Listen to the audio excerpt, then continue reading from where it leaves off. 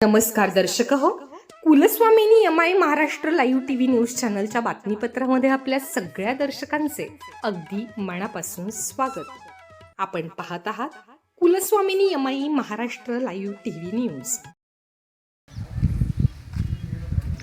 दादा जय रामकृष्ण हरी. रामकृष्ण हरी.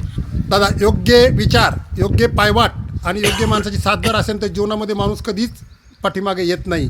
आणि आज काय केलेलं आहे की होऊ घातलेल्या निवडणुकीच्या माध्यमातून आज पाचारणे साहेब कामापुढं, कारण ज्याच्या मुखी राम त्याचं होणार काम, त्या अनुषंगाने आज तुम्ही पाचारणे साहेबांना कशा पद्धतीने तुम्ही म्हणजे दाखवतो आणि नाहीतरी त्यांचे सगळीकडे त्यांचं योगदान आहे. तर देवाच्या कार्याला जे केलेलं योगदान हे कधी फेल जात नाही, म्हणून आम्ही पाचारणे साहेबांना इथं आणलेले. सकाळी एका दशकाच्या निमित्तानं आलो असताना बोलणं केलं की बाबा आमच्या दशक्रिया कन्स्ट्रक्शन चालू आहे, एक मंडपाचं काम चालू आहे, तर तुमचं तिथं काहीतरी योगदान पाहिजे. म्हणून तेही आम्ही बघता चहा घ्यायला आलो आणि चहा घेताना ते म्हटले आपण राम मंदिराचंही काम चालू आहे. तर व्हिजिट देताना इथं बघितलं तर काम खूप सुंदर आहे.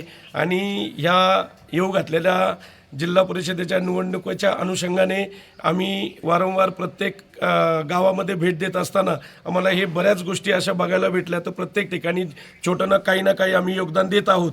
तर इथंही मी तुम्हाला यांच्या सर्वांच्या साक्षीने बोलू इच्छितो की मी एक 11,111 रुपये फुलाची पाकळी म्हणून राम मंदिराला मी देऊ इच्छितो. आणि त्याचप्रमाणे उद्याच्या कार्यक्रमामध्ये मी जे आपलं स्मशानभूमीचं काम चालू आहे तिथंही मी चांगली मोठी देणगी देण्याचा प्रयत्न करीन. आणि ते मी 2 दिवसात तुम्हाला सांगेल किती मी देऊ इच्छितो. तर ह्या हिशोबाने कुठं ना कुठं फुलाची पाकळी देऊन मी आपल्या वरुडे गावाला हातभार लावण्याचा प्रयत्न करेन. आताच पाचारणे साहेबांनी सांगितलं की कणकर कणा आणि स्वाभिमानी बाणा आणि शेवटचा क्षण गोड होण्यासाठी आज वरुडे नगरीमध्ये जी आज स्मशानभूमी चालू आहे त्या स्मशानभूमीसाठी माझा खारीचा वाटा म्हणून मी योग्य त्या रीतीने मदत करणार आहे.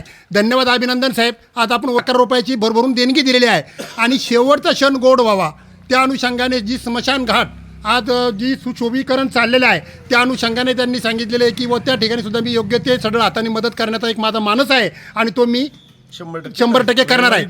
आणि दिवशी पाचारणे साहेबांनी आपल्या वरुडे गावाला त्याचप्रमाणे आपल्या मंदिराला भेट दिली आणि त्या भेटीतून एकच निष्पन्न होतं की अशा माणसांचे धार्मिक क्षेत्रामध्ये, सार्वजनिक क्षेत्रामध्ये योगदान देण्याची त्यांची मानसिकता आहे आणि त्या मानसिकतेतून ते या ठिकाणी आलेले आहेत.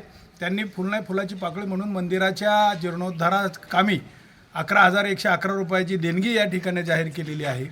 त्या देणगीबद्दल किंवा त्यांच्या सहकार्याबद्दल आम्ही आमच्या श्रीराम मंदिर ट्रस्टच्या वतीनं त्यांचं हार्दिक असं अभिनंदन करतो, त्यांना धन्यवाद देतो आणि त्यांच्या पुढील वाटचालीसाठी राहणारच आहे. त्यांना त्यांच्या चाललेल्या कार्याला मी शुभेच्छा देतो. त्यांचा जे आता ते उमेदवार म्हणून उभे आहेत त्यांना श्रीरामाने सहकार्य करून किंवा श्रीरामाच्या कृपेने त्यांचा सुयश त्यांना लाभो अशी मी सदिच्छा शुभेच्छा त्यांना देतो. अभिनंदन साहेब.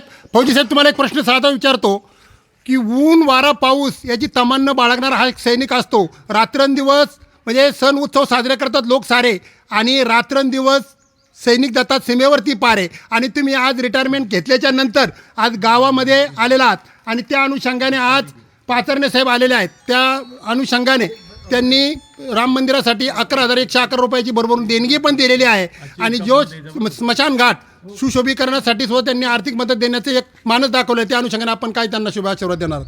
प्रथमतः मी त्यांच्या या राम मंदिर भेटीसाठी आणि त्यांनी जे मंदिरासाठी मदतीचं जे हे केले त्याच्याबद्दल त्यांचा आभारी आहे राम मंदिर ट्रस्टतर्फे आणि सर्व ग्रामस्थांतर्फे. त्यांच्या पुढच्या वाटचालीस जसं त्यांच्याशी मी बोललो होतो त्या हिशोबानं त्यांना समाजसेवा करायची, पण समाजसेवेसाठी एक माध्यम लागतं. तर राजकीय क्षेत्र एक असं माध्यम आहे की ज्याच्यातून तुम्हाला समाजातल्या तळागाळापर्यंत पोहोचता येतं. या गोष्टीवर आम्ही थोडं 5 मिनटं बोललो, पण त्यांचे विचार आणि आचार जे आहेत ते मला दोन्ही जुळलेले असे वाटतात.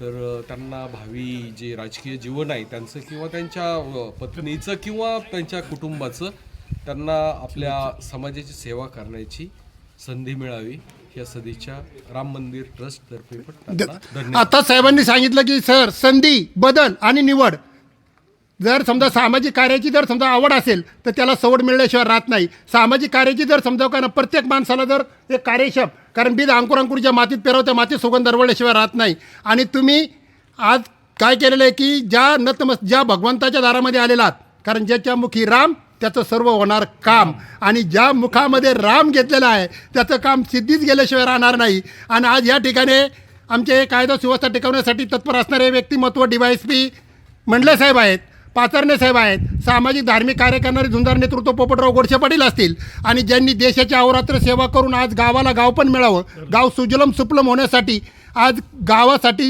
हिरेगिरीने काम करणारे आमचे चौधरी साहेब असतील, आणि सर्व ओरडे गावच्या ग्रामस्थांच्या वतीने आज तुम्हाला पुढील वाटचालीसाठी आमच्या ग्रामस्थांनी भरभरून हार्दिक शुभेच्छा दिलेल्या आहेत.